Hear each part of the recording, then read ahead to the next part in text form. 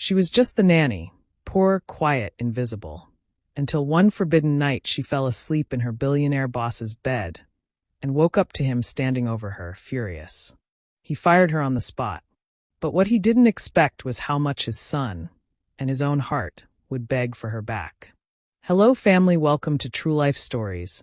Please subscribe and leave a like for us, it means the world to us. Also share this video to your friends and loved ones, and turn on post notifications so you don't miss future videos from us. Thank you as you do so. Sit back and relax as we dive into the story. The wrought iron gates of the Blackwood estate loomed ahead, grand and unwelcoming. Bella Hill clutched the strap of her worn leather satchel a little tighter as the sleek black car drove through, her heart thumping against her ribcage like a trapped bird. Even through the tinted window, she could see glimpses of the mansion, an architectural masterpiece of stone, glass, and arrogance. This was not her world. Not even close. She sat in silence beside the driver, who hadn't said a word since picking her up at the agency. His sharp suit and earpiece told her he wasn't just a driver, but also a bodyguard, probably both. She tried not to fidget. Her dress, plain but pressed, suddenly felt all wrong. Too cheap. Too simple. Her palms were sweating. When the car finally rolled to a stop before the towering double doors of the estate, Bella exhaled and quickly checked her reflection in the rearview mirror. Her dark curls were neatly pinned back, her eyes clear, and though nerves clung to her like static, she straightened her spine. You need this job, Bella. You can't afford to mess this up. The driver opened her door but said nothing. Just a nod. She stepped out, the crunch of gravel beneath her shoes sounding deafening in the otherwise still afternoon air. As the door closed behind her, the mansion doors opened, revealing a tall woman in a navy pencil skirt and heels so sharp they could kill. You're the nanny? She asked without greeting, her tone clipped. Yes. Bella Hill, she replied, managing a polite smile. I'm Marcy, Mr. Blackwood's assistant. You're late. I'm so sorry, the agency said the car would arrive at 2. 2 sharp, not 2:05, Marcy snapped. Mr. Blackwood values precision. Bella swallowed her retort. Noted. Inside, the house was even more intimidating than she'd imagined. The ceilings stretched forever upward, crystal chandeliers dangling like floating galaxies. The floors were polished marble. Everything gleamed. Everything whispered, you don't belong here. Marcy's heels clicked as she walked briskly, barely turning as she spoke. You'll be responsible for Liam, Mr. Blackwood's son. He's 4. Energetic. No allergies. You'll follow a strict routine. Breakfast at 8, reading time at 10, nap at 1, and absolutely no sweets after dinner. Understood? Yes, Bella nodded. You'll live in the East Wing. Stay out of the main house unless instructed otherwise. You'll take your meals separately. And you are never to disturb Mr. Blackwood unless it's an emergency. Understood. Marcy finally turned to look at her properly, her gaze assessing. You're young. 23. And this is your first private placement? I've worked at the children's shelter for 3 years. I'm used to schedules, routines, and tantrums. To her surprise, that made Marcy pause. The shelter in Brookhaven? Yes. Marcy's mouth flattened. She didn't smile, but her tone softened just slightly. You'll need that experience here. Mr. Blackwood is particular. Bella's room was on the 3rd floor of the East Wing. Simple but tasteful, a full bed, soft bedding, and her own bathroom. It was still bigger than the room she shared with her sister back home. She unpacked in silence, placing the few clothes she owned into the enormous closet that made them look even fewer. Later that evening, she met Liam. He stood shyly behind the leg of an older housekeeper, a stuffed dinosaur clutched in one hand. He had his father's sharp eyes and a mop of messy dark hair. Bella crouched low, smiling gently. Hi, Liam. I'm Bella. I'll be your nanny. He didn't speak, just peered at her with wide eyes. I brought some stickers, she added, pulling a sheet from her satchel. If you like them, maybe we can play tomorrow? A pause. Then slowly, a tiny hand reached out and took the stickers. That was the beginning. Over the next week, Bella settled into her new role. Mornings were filled with reading picture books and building Lego towers. Afternoons meant quiet naps and warm baths. Liam wasn't difficult, just guarded. He spoke in short sentences, rarely smiled, and often asked about his father's schedule. "Daddy home?" he would ask. "Not tonight," Bella would reply softly. She hadn't met Mr. Blackwood yet. He was always in meetings, on calls, or traveling. But she heard about him. The staff spoke of him in hushed tones. Brilliant but cold. Handsome but distant. Devoted to his company. Dismissive of his ex-wife, who had taken a chunk of his fortune and left without so much as a thank you. "He doesn't trust anyone anymore," one maid whispered over folded laundry. "Especially women. Especially poor ones." That one stung. Bella never intended to end up here. She had dreamed of being a teacher, of traveling. But life, with all its sharp edges, had forced her to grow up fast. When her mother died and her siblings needed care, the dreams were folded away like summer clothes in winter. She had taken job after job, always putting them first. This position, this opportunity, was more than just employment. It was a second chance. As she tucked Liam into bed that night, humming a lullaby she barely remembered, he reached for her hand. "Stay, please," he whispered. She sat by his bed until he fell asleep. In the silence that followed, she looked out the window at the sprawling estate and wondered if this house, so full of wealth and emptiness, could ever feel like home. She didn't know it yet, but her presence was already changing things. And somewhere else in the house, Daniel Blackwood, unaware of the woman softening his son's world, was reviewing reports, sipping whiskey, and guarding a heart that was slowly about to be tested. The house was unusually still that night. It was past 10. The staff had retired to their quarters, and only the quiet hum of the distant refrigerator and the occasional creak of the mansion's bones echoed in the darkened corridors. Bella stood outside Liam's bedroom door for a few seconds, just listening to the rhythm of his breathing.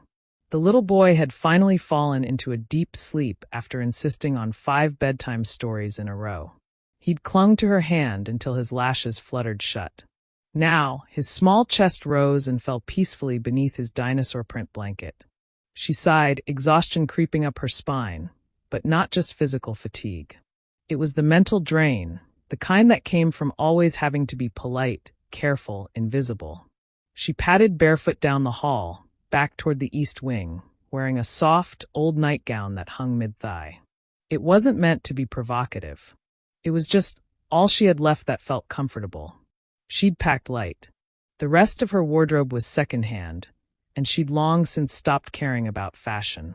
But tonight, something gnawed at her. She wasn't tired enough to sleep. Not yet. There was too much swirling in her mind. The week had gone by in a blur. Adjusting to this world of marble staircases, priceless paintings, and diamond chandeliers felt surreal. She hadn't seen Mr. Blackwood, not once. Not even in passing. But she'd felt his presence in every room. In the stillness. In the rules. In the restraint. She didn't know what made her turn left instead of right that night. Curiosity? Rebellion? The desire to feel something other than small? Her bare feet moved silently across the floor as she wandered toward the west wing, the part of the house the staff didn't enter unless summoned. She passed the grand stairwell, walked through a glass corridor lined with sculptures she couldn't begin to understand, and stopped at a set of tall oak double doors at the very end of the hall. The master bedroom. She hesitated. Her heart thudded. This was his room. The forbidden one. She told herself she wouldn't go inside. She'd just take a peek. Just one look. After all, the house was empty. He was supposed to be away on business in Switzerland for the week. His assistant had confirmed it. But when her hand touched the brass door handle, it turned too easily. Unlocked. She pushed it open just a little. The room was dimly lit by the moonlight spilling in from the massive windows. The bed was enormous, like something out of a movie, king-sized, draped in silky charcoal gray sheets, and framed by a sleek dark headboard. Across the room, a glass fireplace flickered with artificial embers.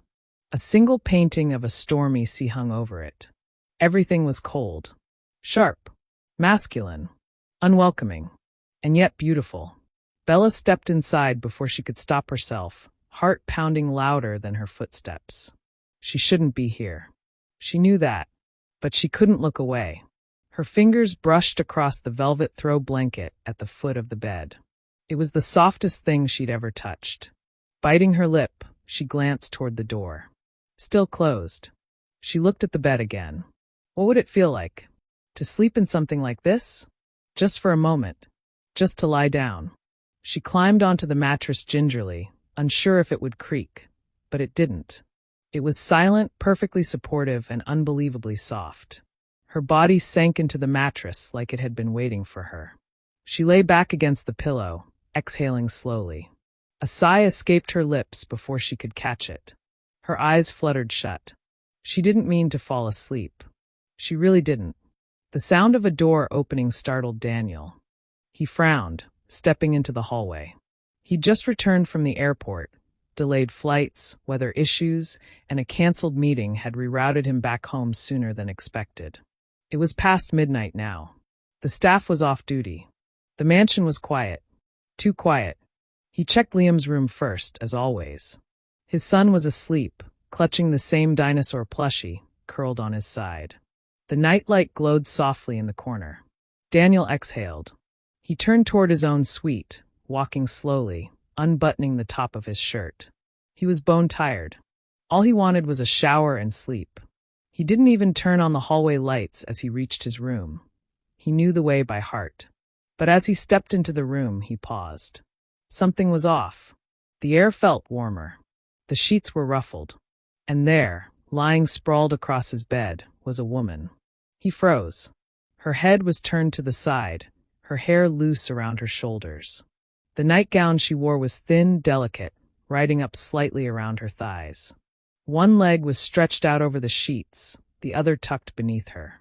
Her lips were parted, her chest rising and falling in deep, peaceful sleep. For a moment, Daniel couldn't move. What the hell? Then, like a switch flipping, the haze of disbelief cleared. He crossed the room in 3 long strides, his voice cold and sharp. What do you think you're doing? She jerked awake with a gasp.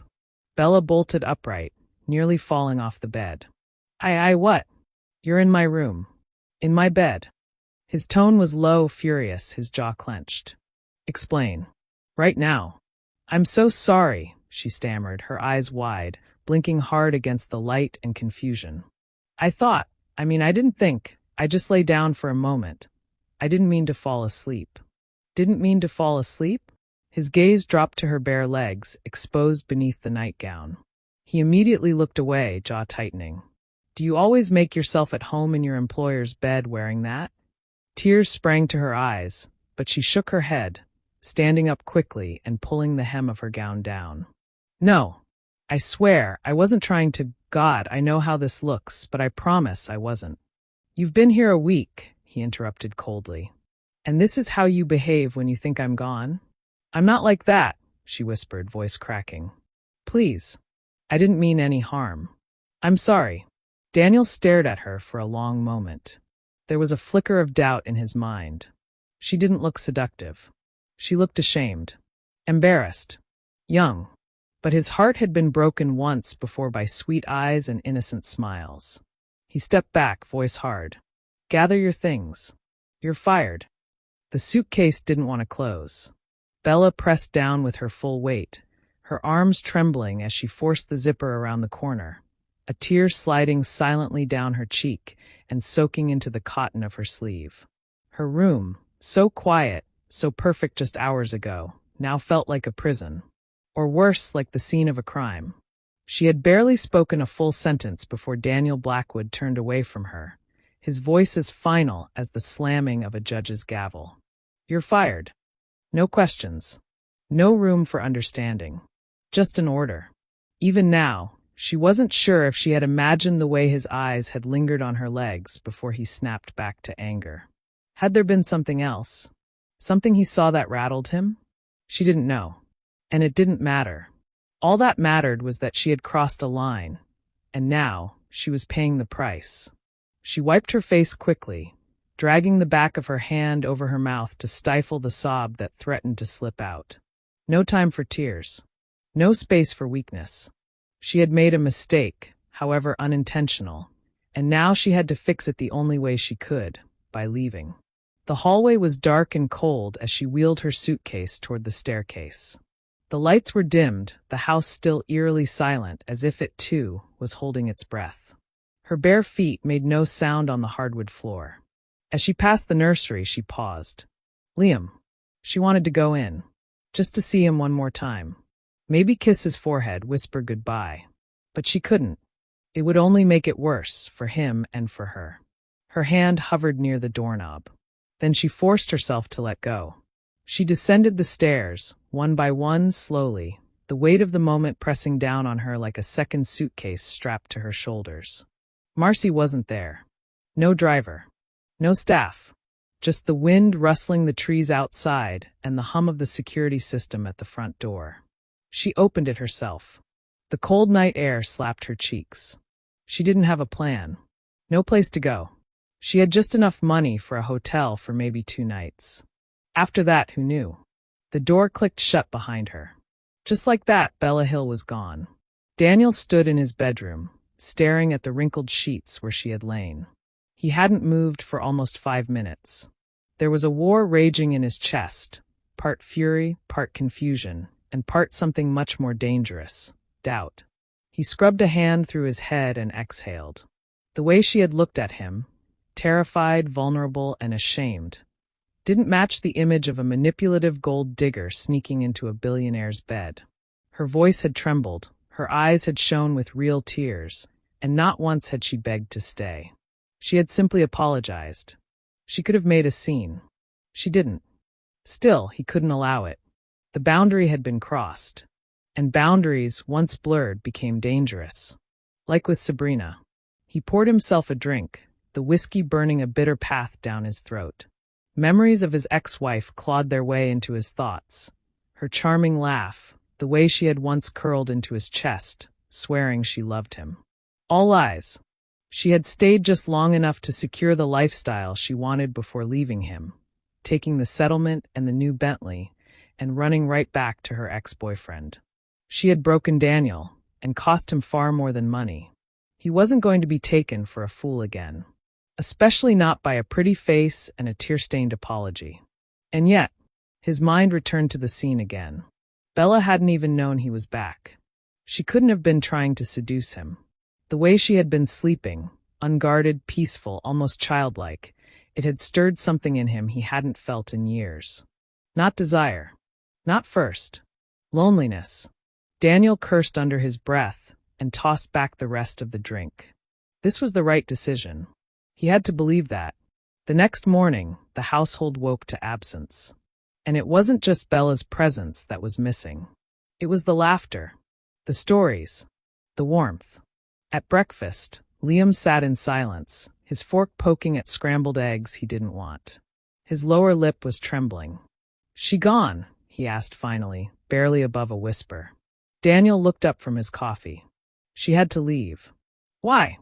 "She broke the rules." Liam's eyes filled with tears instantly. "I want Ella." "Her name is Bella," Daniel said tightly. "I want Ella." The scream startled even the maid, who froze at the edge of the kitchen. Liam shoved his plate onto the floor, eggs splattering across the tile, and kicked at the legs of his chair with his tiny fists clenched. "I want Ella. Bring her back." Daniel's jaw locked.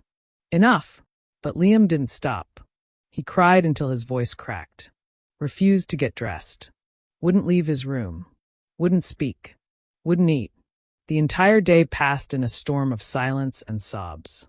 By dinner, Daniel stood in the doorway of Liam's room, watching his son curled in a ball on the floor beside the bed, holding his stuffed dinosaur like a lifeline. A sense of failure washed over him.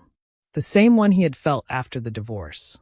The same one he tried to drown in work and wealth and icy silence. He had fired the only person who had brought color back into this house. For a single mistake. For lying on a bed. For wearing a nightgown. For being poor. He turned away from Liam's room and walked to his office, each step heavier than the last. He closed the door behind him, sat at his desk, and stared at the phone. Minutes passed. Then an hour. Then, finally, he picked it up and dialed the agency. "She's gone," he said quietly. "But I need you to find her." The silence was louder now. Daniel noticed it as soon as he woke the next morning. Not just the absence of noise, but the absence of life. No gentle humming in the hallway. No soft footsteps padding across the upstairs landing. No quiet laughter drifting from Liam's room during playtime. The house had gone back to what it was before Bella came. Immaculate, sterile, and cold. He sipped his coffee alone at the massive dining table, watching the steam rise and vanish. Liam hadn't come down for breakfast. He hadn't come down for anything. Marcy had called in a pediatric counselor just after lunch when the boy still hadn't spoken a single word. She had tried to convince Daniel it was normal for children to grow attached to caregivers, that with time he would adapt. But Daniel had seen the look in Liam's eyes, something deeper than a tantrum. It was loss. It was grief. And it was his fault. Upstairs, Liam stayed in his room. He wouldn't eat. Wouldn't play. He'd tucked himself into the corner between the bed and the wall, clutching the frayed plush dinosaur Bella had patched up for him a week ago after a seam burst. Daniel had tried everything. New toys, a promised trip to the zoo, even offering to read the bedtime stories Bella used to recite with all her silly voices. But Liam had only stared at him blankly, then turned his face to the wall. By evening, the boy was running a mild fever from crying himself into exhaustion. Daniel sat in the leather chair in his office, unshaven, shirt sleeves rolled up to his forearms, tie discarded on the floor. The fire crackled beside him, but the warmth didn't reach him. His laptop was open in front of him. The agency had emailed back hours ago. Bella Hill had not returned home. There had been no forwarding address. She hadn't answered her phone. No one had seen her. He ran a hand down his face and stared at the screen until the words blurred. Somewhere in the back of his mind, he heard Sabrina's voice, his ex-wife, the way she used to sneer at him during arguments. "You don't trust anyone. That's why no one stays. It's always your rules, your control. One mistake, and you throw people away like they mean nothing." He had ignored it then. She'd said it to hurt him. But tonight, he wondered if she'd been right. He hadn't just fired Bella. He had discarded her. Overreacted. Humiliated her. She'd worked hard. She'd cared for his son better than any professional nanny he'd ever hired. She hadn't asked for more money. Never asked for special treatment. Never even stepped foot in the main kitchen. Always kind. Always humble. Always there. And one mistake, a moment of innocent rest, however inappropriate, and he'd treated her like a threat. The look on her face when he ordered her out of the house haunted him. Not guilty. Just devastated. He leaned forward, hands clasped tightly in front of his mouth, elbows on his knees. Was he really so damaged that he couldn't tell the difference between someone like Sabrina and someone like Bella? Someone who took advantage, and someone who had just been tired? He stood abruptly, the chair scraping loudly against the wood floor. He walked to the bar, poured himself 2 fingers of whiskey, and stood at the window overlooking the garden.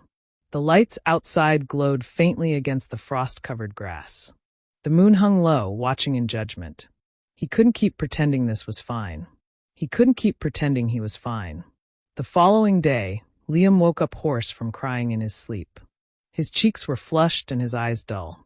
He barely reacted when the maid brought in breakfast, and even less when Daniel entered the room and sat beside him on the edge of the bed. Daniel reached out, brushing a hand gently through his son's tangled hair. "Hey, buddy," he said softly. "I know you're sad." Liam didn't move. "I'm sorry," Daniel whispered, his voice rough. "I made a mistake." That got a reaction. Liam's head turned slightly. "I thought I was doing the right thing. But I didn't listen. I didn't ask. I just got angry." Liam blinked slowly, his lashes damp with fresh tears. "I miss her too," Daniel said. "So much." Liam's little voice came, cracked and barely audible. "She read me the story with the dragon who was scared." Daniel swallowed hard. "Yeah, I remember. She said even scared things can be brave." Daniel didn't speak. His throat was too tight. "I want her," Liam said again, softer this time, like a wish. Daniel stood slowly. I'll find her. It took him nearly the rest of the day. He called the agency again. Called the shelter where she had volunteered. Called every number she had listed on her resume. All dead ends. Until finally, a nurse at the shelter, an older woman named Jean, mentioned a budget motel on the edge of town. Said Bella had once spoken of staying there years ago during a rough winter. Daniel didn't wait for his driver. He got in his car and drove.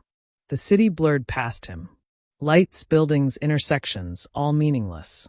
His mind was full of memories. Bella's quiet laughter during dinner with Liam. The way she'd crouched down to the boy's level and listened to him like he mattered. Her gentleness. Her calm. Her dignity. He had trampled it. The motel was a rundown 2-story block of cracked concrete and buzzing neon. The man at the front desk recognized her name and pointed upstairs. Room 212. Daniel's heart pounded as he climbed the stairs. He knocked. Silence. He knocked again. Footsteps. Then a pause. Then, the door opened slowly. Bella stood there, dressed in an oversized hoodie and jeans, her hair pulled into a messy bun. Her eyes were tired. Red. Her voice was cautious. What are you doing here? Daniel exhaled and looked at her for a long moment before speaking. I came to say, I was wrong. Bella didn't move. She stood in the narrow doorway of the motel room, one hand gripping the edge of the chipped wood frame, her eyes locked on Daniel as if he might disappear. Or worse, say something that would undo her already fragile calm. Her voice was cautious, tired. You came here to say you were wrong? Daniel nodded once. Yes. She didn't laugh, didn't scoff. Just stared at him for a long beat, like she was waiting for the real reason to follow. I shouldn't have fired you, he continued, his voice lower now, measured. I overreacted. I let my past get in the way. I judged you based on things that had nothing to do with you. He shifted on his feet, uncomfortable in his own skin for the first time in years. You scared me, Bella said softly. He blinked. That night, she clarified. You looked at me like I was disgusting, like I'd done something unforgivable. I know, he said quietly. And I hated myself for it 5 minutes after you left. She crossed her arms. The hoodie she wore was too big on her, hanging off one shoulder, and she looked smaller than he remembered, fragile in a way that made his chest ache. But you didn't stop me. You didn't ask questions. You just threw me away. I know, he repeated. And I'm sorry. Bella looked down. You know, I didn't even lie down on that bed to be defiant. I didn't even mean to sleep there. I'd never even seen something that luxurious before. I just wanted to feel it. Just once. His chest tightened. I didn't grow up with much, she said, her voice shaking slightly. I've never had things. I don't want your things. I never did. I believe you, he said. Silence stretched between them. A car door slammed somewhere in the lot. A dog barked in the distance. A flickering motel light buzzed above them. Finally, Daniel broke the silence. Liam hasn't spoken much since you left. Bella's eyes lifted immediately. He wouldn't eat. Wouldn't sleep. He asked about you constantly. Her expression cracked then, just slightly. A shimmer of pain moved through her eyes, and she looked away. I hated hurting him, she whispered. He's the only one who ever made me feel like I belonged somewhere. Daniel took a step forward, carefully. You did belong. Not to you, she replied. Not angry. Just honest. He nodded slowly. That's on me. More silence. Then he did something he never thought he would. Something that felt like peeling back a locked door inside his chest. I was burned before, he said. My ex-wife, she used me. Took what she wanted, then left. She knew exactly how to play the role of the devoted woman. But everything was manipulation. Bella's expression didn't soften, yet, but she listened. And when I saw you in my bed, he exhaled, searching for words. It wasn't just the bed. It was the memory. The instinct to protect myself. I reacted like you were her. Even though you're not. She didn't respond, but her fingers loosened slightly on the doorframe. I know you didn't deserve that, he added. And I can't take it back. But I want to fix what I can. He reached into his coat pocket and pulled out something small.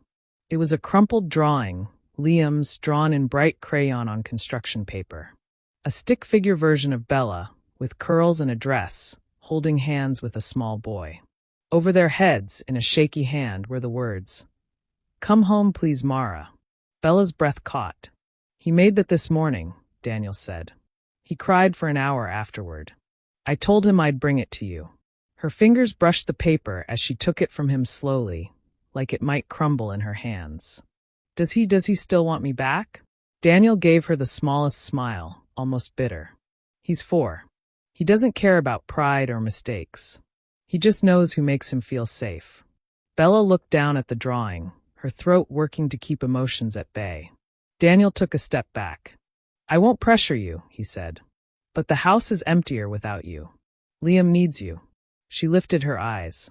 "So do I." That caught her off guard. Her lips parted slightly.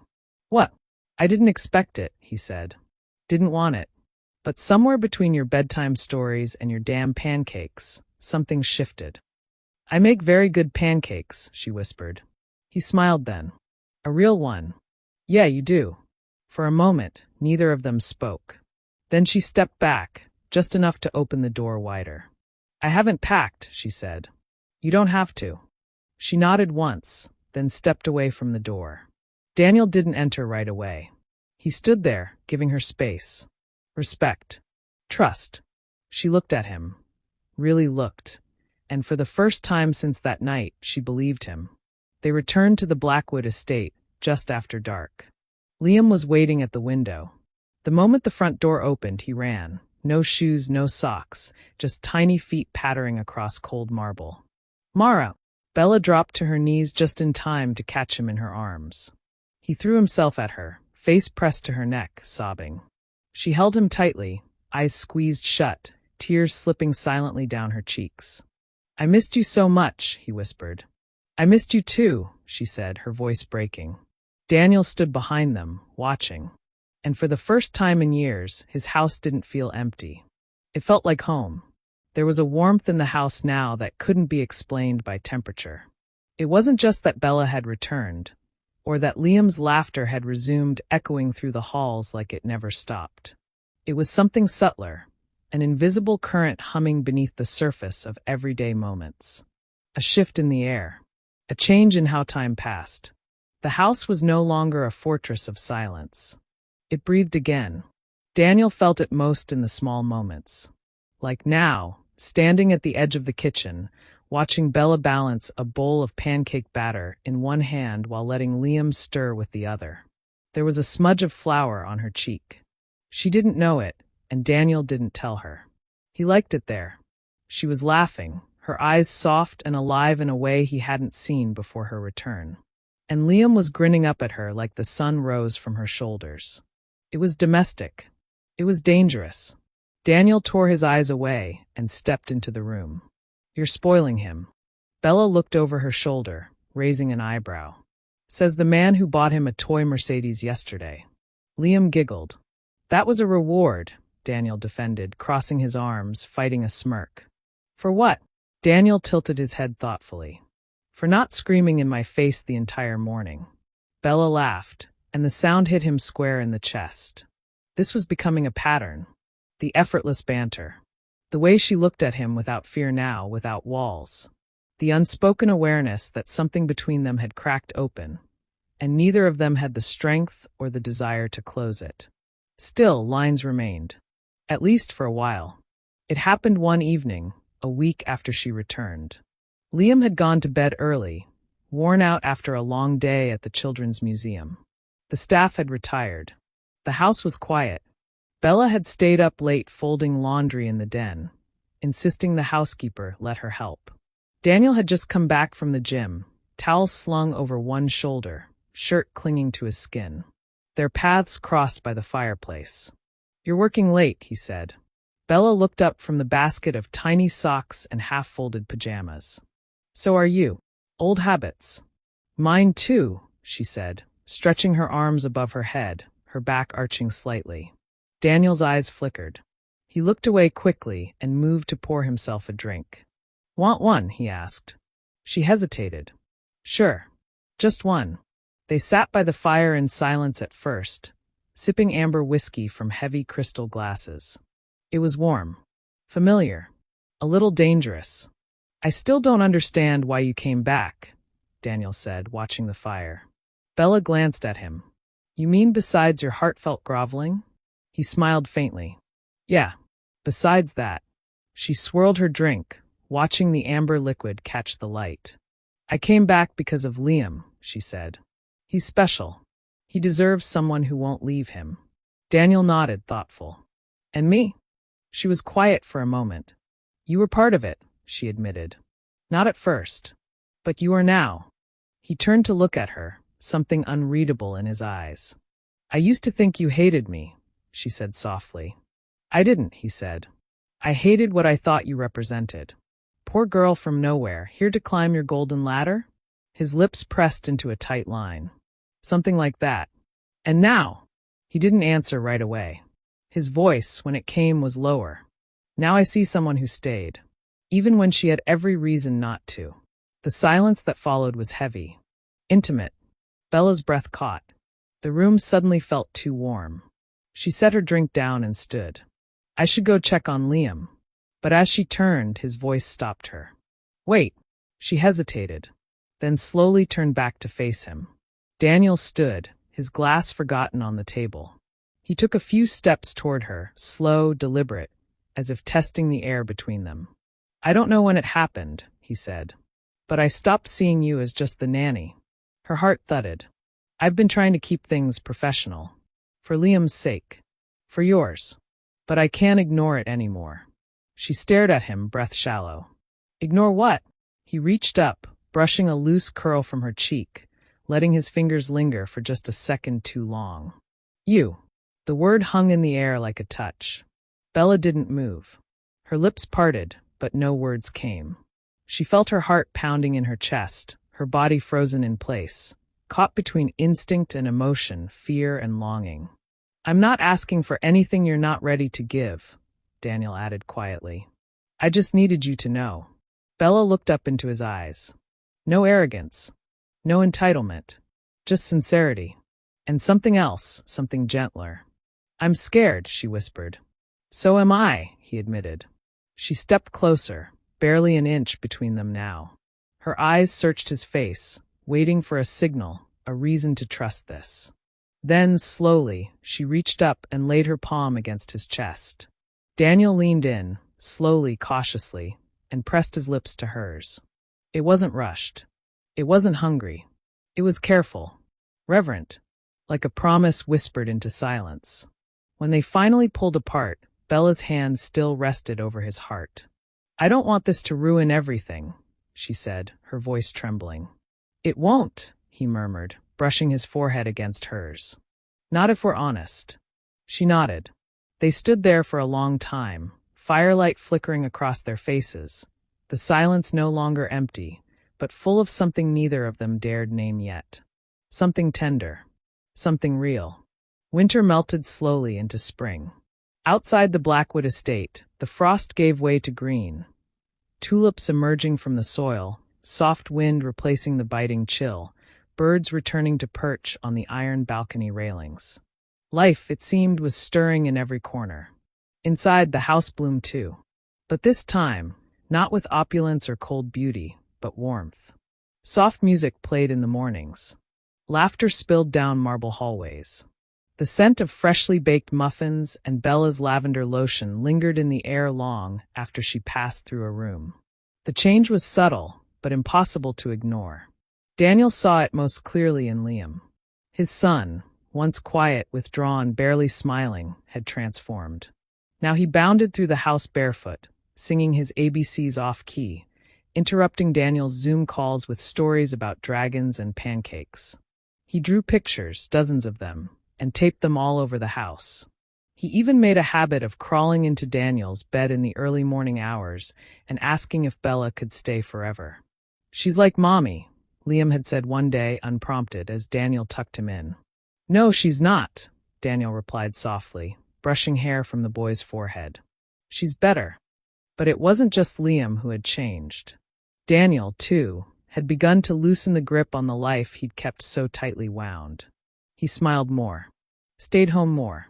Sometimes he found himself lingering in the kitchen just to hear Bella's laugh or watching her from the doorway as she danced with Liam to silly music in their socks. He didn't recognize the man he was becoming, but he liked him, and he knew exactly who to thank for it. One Saturday afternoon, Daniel found her in the garden. The sun was warm, low in the sky, casting a golden glow over her bare shoulders as she knelt in the soil, helping Liam plant cherry tomatoes in the raised garden beds near the east wing. She wore a loose white sundress, her curls tied up messily, and a smudge of dirt streaked across her arm. He watched them for a while before speaking.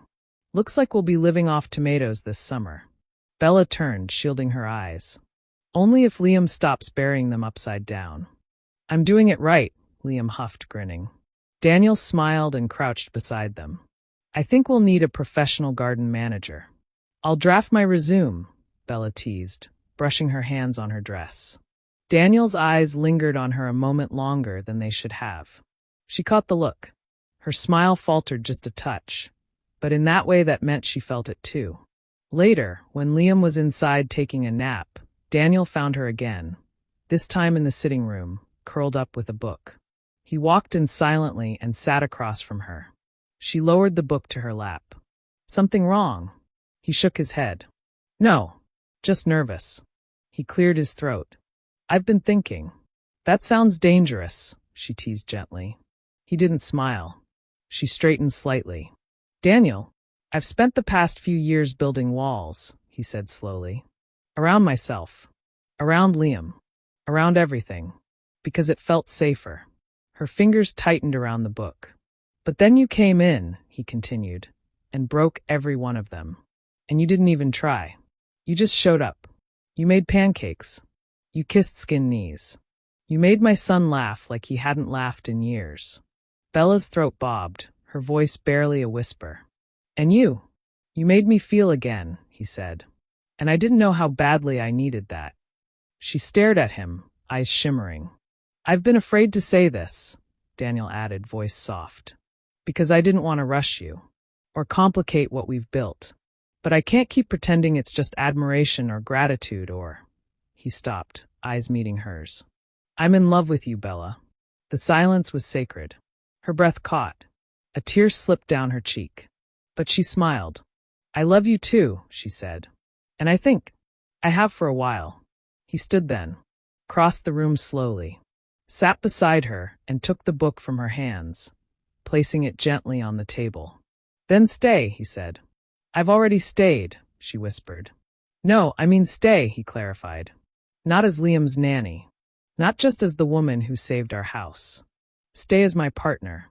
My equal. Be with me." Her lips parted, trembling. "You're sure?" "I've never been more sure of anything." He reached into his pocket. Her breath hitched when she saw the small velvet box. "Daniel, I didn't plan this. I didn't get down on one knee. But I know what I want. And I know who I want it with." He opened the box. Inside was a ring, delicate, elegant, a single oval diamond set in a rose gold band. Simple. Beautiful. Just like her. Her hands flew to her mouth. "I can't compete with your world," she whispered. "I don't have anything." "You have everything," he interrupted. "You gave Liam a family. You gave me a reason to believe again. You are the home I didn't know I was missing." A tear spilled over her cheek. He took her hand. "Marry me." She didn't hesitate. "Yes." The wedding was small. Just close friends, a handful of staff, and Liam, standing proudly in a tiny tuxedo, holding both their hands as they exchanged vows in the garden where the cherry tomatoes were finally beginning to grow. Bella wore a simple ivory gown. Daniel couldn't take his eyes off her. They danced under the stars that night, Liam nestled between them, his eyes half closed as he yawned into Bella's shoulder. Daniel kissed her softly, her hand resting over his heart. And for the first time in his life, the billionaire who had built walls out of glass and stone, who once believed love was just another illusion, felt what it meant to truly be rich. We have come to the end of the story. I hope you enjoyed it. Leave a like and subscribe to my YouTube channel for more interesting stories.